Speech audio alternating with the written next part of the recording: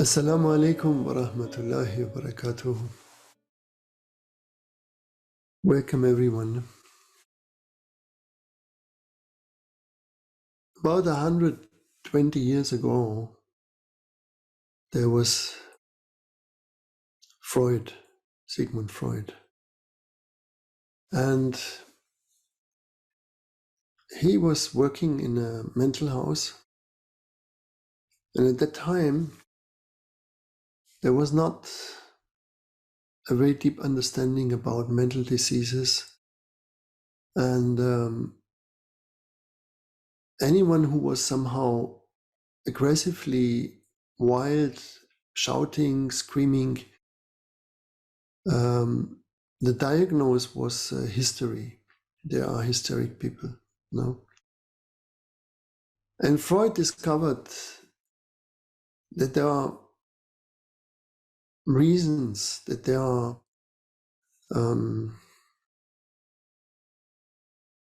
that these screamings are symptoms of a deeper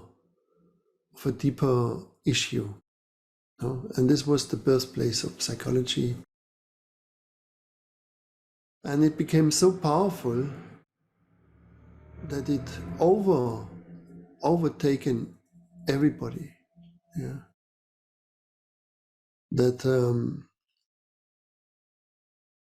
we are infused by certain beliefs, by certain ideas. And when you ask yourself, what is originally yours? Like how much percent from the 100% you speak,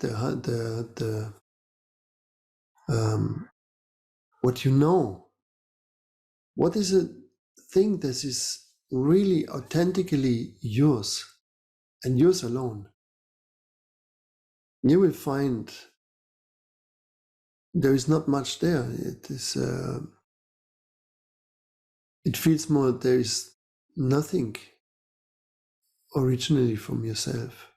No, it's all a puzzle that you put together from information, from people you listen to, or books that you read through. But there is not much from you. No, and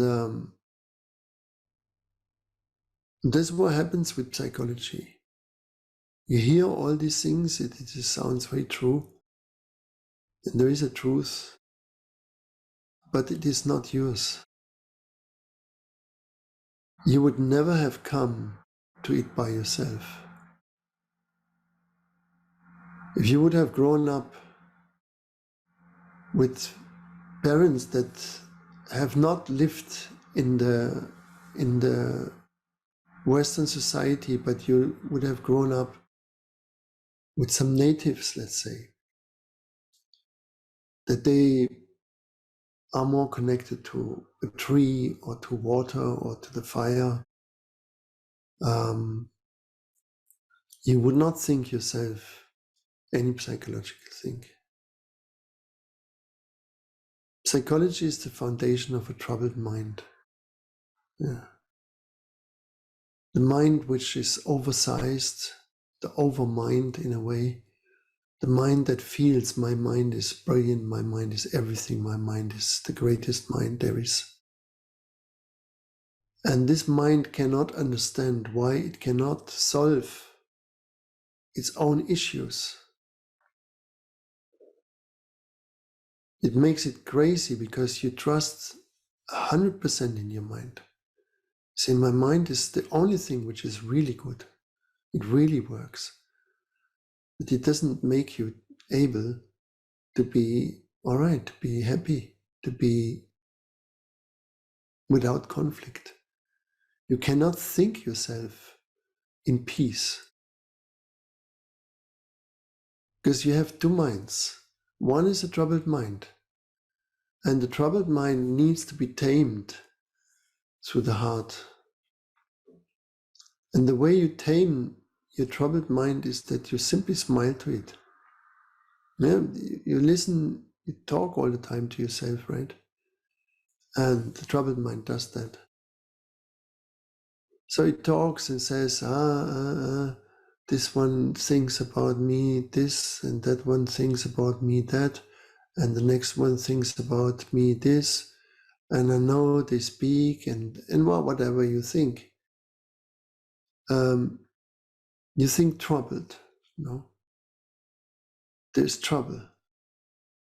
It's all trouble. It's all about trouble, no? And to come out of it, to come out of this pain body that the mind is troubled, the mind feeds this pain, no? You bring the sun in your heart and you smile when the mind wants to trouble you, when it says, listen to me, you smile it. That is the path of the Prophet Muhammad, peace be upon him. They call Muwatta and Muwatta, path of love. Yeah, he was not revengeful. It's said that he never screamed at any person. Yeah. That he never beaten anybody.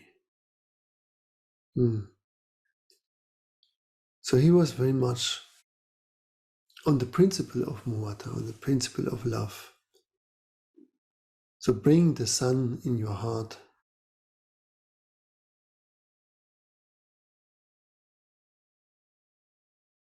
Brings you this love, but it also brings you fire.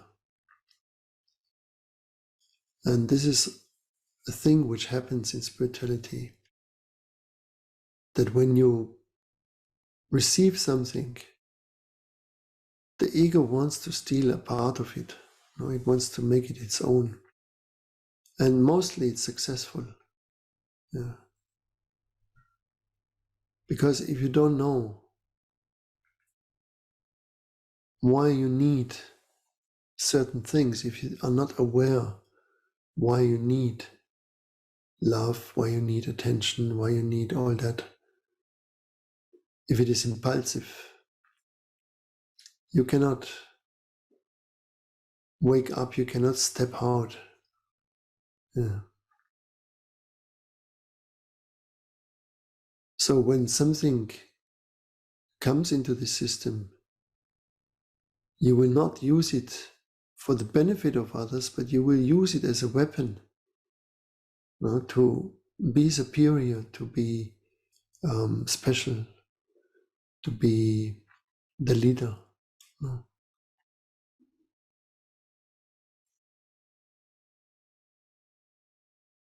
So becoming aware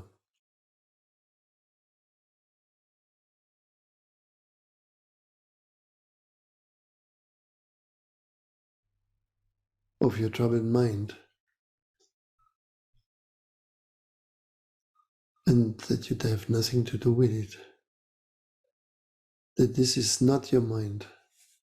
This is the troubled mind. This is the mind for the pain body. This is the mind which makes your life miserable. But you have a super mind. And this is the intelligent one. This is the mind which works for you and not against you. But it has to come under the authority of the heart. It's not the boss.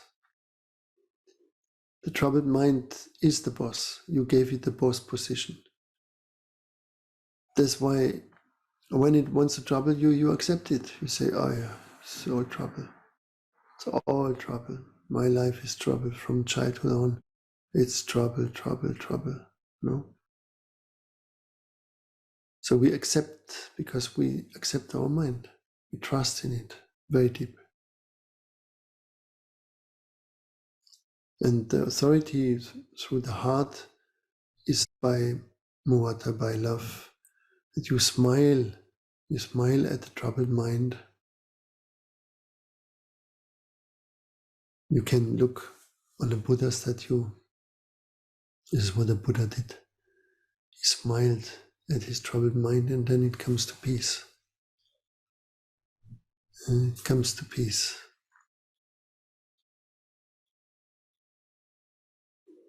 Then you get out of the pain body, you get into the higher one,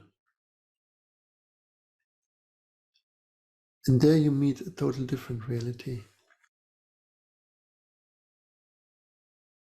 So the first thing is really to understand that the mind, this mind which is at work in this moment for most people, is a troubled mind.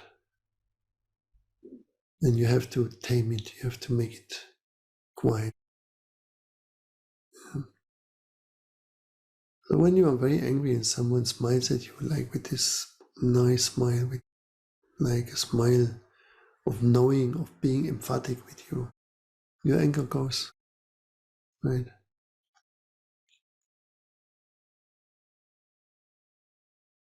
So smiling